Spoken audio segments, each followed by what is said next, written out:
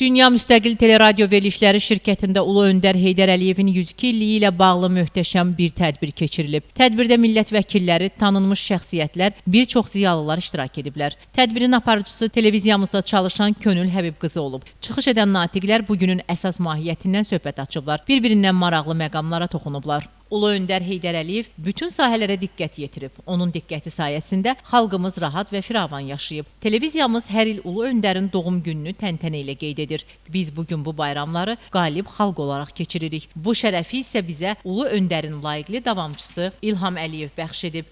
Bugün çox gözəl bir gündür. Ulu Öndərimizin doğum gününün 102-ci il dönümü ilə bağlı bir konsertdə toplaşmışıq. Dünya televiziyası hər zaman belə gözəl tədbirlər həyata keçirir.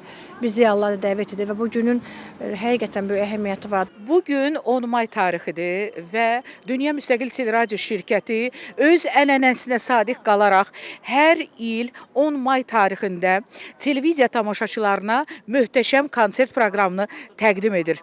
Bəli, bugün də biz konsert proqramı hazırlamışıq. Düşünürəm ki, efirimiz çox maraqlı olacaq. Bizi izləyin.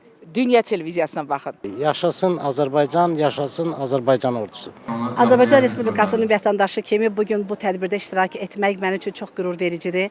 Çünki Azərbaycan Respublikasının dövlət xadimi, ümumi liderimizin bugün 10 may doğum günüdür və bugün münasibətilə demək olar ki, bütün Azərbaycan Respublikası xalqı olaraq biz bayram keçiririk. Bugün hamımıza məlumdur ki, Ulu Öndərimiz mərhum Heydər Əliyevin anım günüdür. Bütün Azərbaycan xalqı bu anım günün böyük, yüksək səviyyədə qeyd edir. Heydər Əliyev həmişə Azərbaycan xalqının hər bir nümayəndəsinin qəlbindədir və onu biz heç vaxt unutmayacağıq.